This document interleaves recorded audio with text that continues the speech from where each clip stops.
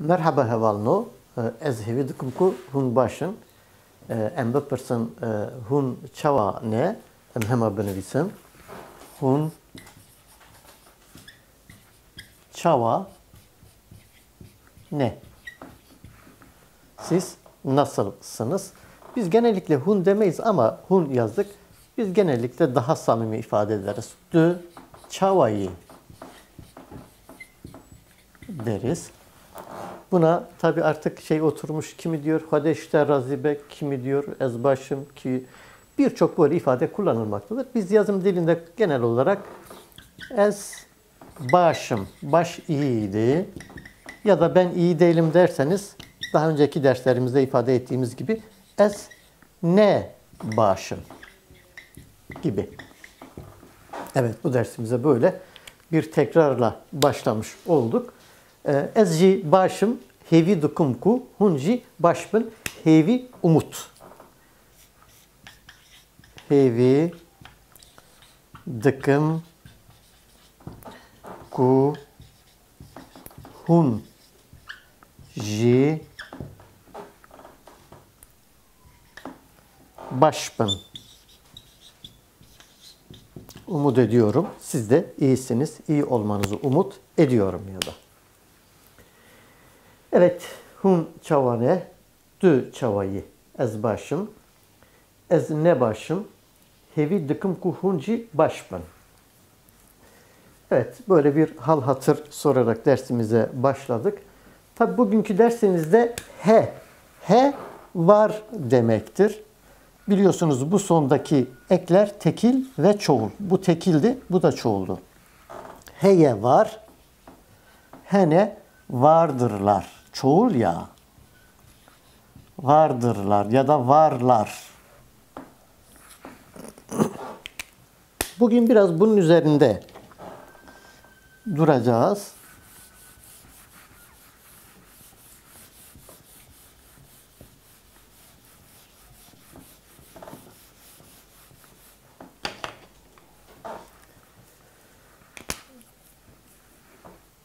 Çend. Daha önceki dersimizde çend kelimesini kullanmıştık. Çend kaç ifadesi katar. Zaten kaç dediğinizde kaç aslında çoğulu ifade ettiği için çoğul olarak yazılır. Diyelim ki kitaplarla başlayalım. Çend Pertuken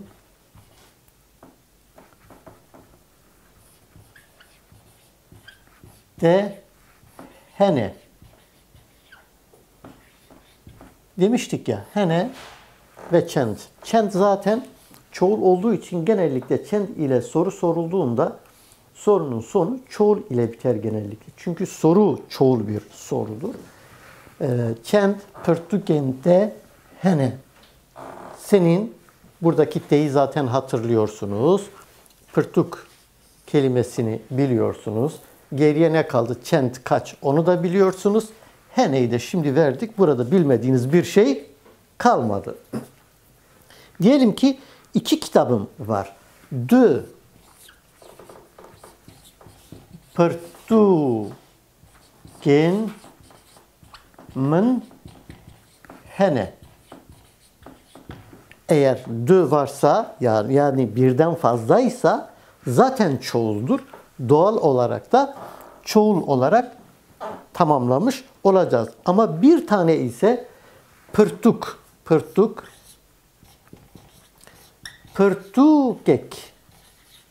Ek burada bir ifadesi katar.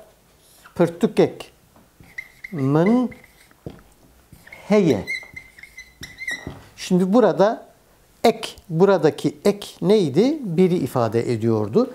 Bir kitapsa ne yapmıyoruz? Sonunu çoğul değil de tekil olarak bağlıyoruz. Ama birden sonraki sayıların hepsinde sonunu çoğul ile tamamlıyoruz. Diyelim ki çend genellikle hani Türkçe'de kardeş kelimesi vardır ya. Bu Kürtçe'ye çevrildiğinde hemen işte çend brain de hene diye ifade edilir. Ya da hani halklar kardeştir sloganında olduğu gibi hemen çeviri yapılır. Gel brane. Tamam da brane peki jınlıkuma kadın nerede kaldı? Şimdi Kürtçe doğal olarak ikisini ayrı yazmanız gerektiği için çend kaç kardeşim var Türkçe'de söylenir ama Kürtçe'de çend huşk u brayen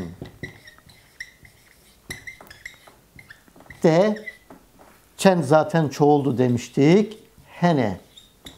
Gördüğünüz gibi kardeş yerine ne yazdık? Hem kadını hem erkeği birlikte yazdık. Çend huşk u brayen de hene. Senin kaç kardeşin var anlamında. Türkçe karşılığı bu. Yani Türkçe şöyle denmez. Tabii onu da diyebilirsiniz ama kaç kız ve erkek kardeşin var deme yerine kısaca ne denir? Kaç kardeşin var denir. Diyelim ki 2 kız, 3 erkek olsun. Du huşk u se Brian mın hene. Yine çoğul olduğu için dü var, say var, hene var. Devam ediyoruz. Çoğul olarak devam ediyoruz. Diyelim ki bir kız kardeşim ve 2 erkek kardeşim olsaydı. Huşk, hani demiştik ya bu ek biri ifade ediyor. Huşkek u dü Brian mın hene. Diyelim ki bir kız, bir erkek var. Yine huşkek u brayek mın. Şimdi burada bir söylenişte farklılık var. Yöreler aslında bunu tekil olduğu için her birini ayrı düşünerek bazı yöreler tekil olarak heye diye ifade edilir. Ama genellikle şöyle düşünmek lazım. Burada aslında 2 kişi var. Yani bir tane kadın, bir de erkek var. Onun için 2 kişi olduğu için sonunu çoğul bağlarsanız daha mantıklı olur diye düşünüyoruz. Huşkek u brayek mın hene. Heye derseniz tek bir kişiyi ifade etmiş olursunuz. Ama burada 2 kişi olduğu için sonunu çoğul bağlarsanız daha iyi olur diye düşünüyoruz. Em van behevre. Bu huyunun çend pırtükente hene, dü pırtüken mın hene. Pırtükek mın heye. Çend huşk u brayente hene, dü huşk u se brayen mın hene. Huşkek u dü brayen mın hene. Huşkek u brayek mın hene. Bazı yörelerde ne der burada? İşte huşkek u brayek mın heye diye ifade eder bazı yöreler. Bunda her birini ayrı ayrı düşündüğü için öyle ifade eder. Ama biz 2 kişi olduğunu düşünerek hene diye ifade ettik bunu. Evet, heye ve hene ile yeni cümleler oluşturmaya devam edelim. Yine çent beynusen we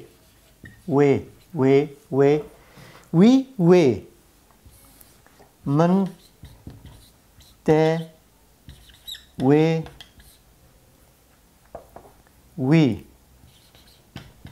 me ve one. Şahs zamirleriydi biliyorsunuz.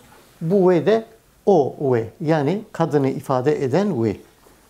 Çend benusen ve hene. Doğal olarak çend çoğul olduğu için sonu da çoğul ile bitiyor genel olarak. 5 benusçu bu. Benus kalem. 5 kalemi olsaydı nasıl yazardık? Bench benusen ve hene. Eğer bir tane kalemi olsaydı o zaman nasıl yazardık? Benus biri nasıl ifade ediyorduk? Ek olarak. Benusek ve heye.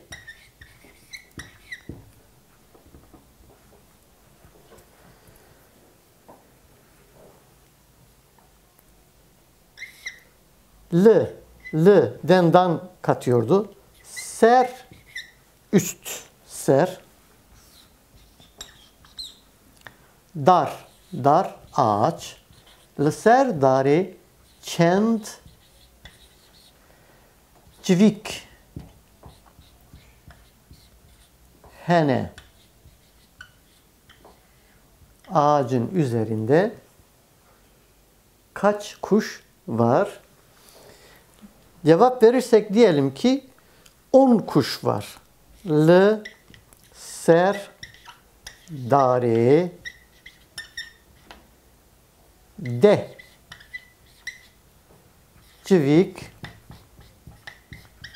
hene.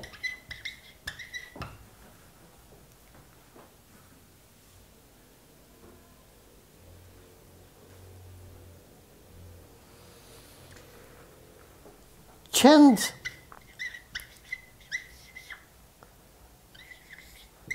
gund çend gundên navçeyê navçe ilçe navçeyê hene.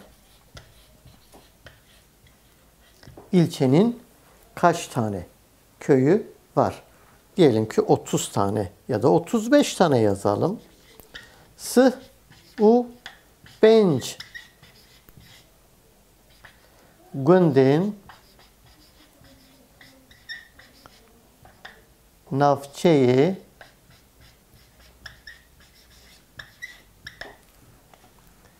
şu kısmı biraz genişletelim. Hene. Bunu kısaca şöyle de yazabiliriz. S-U ya da Si-U Benç Gund Hene.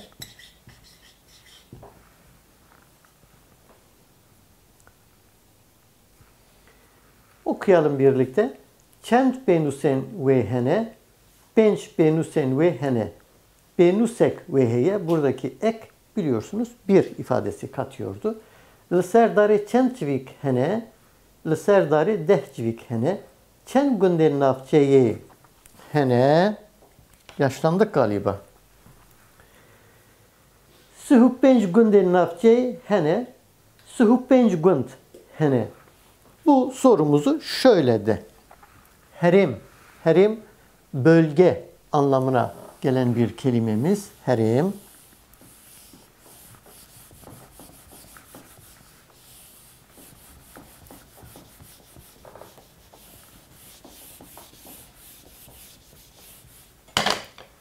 Herim. Bu bölgede kaç köy var? Ve heremi çend günd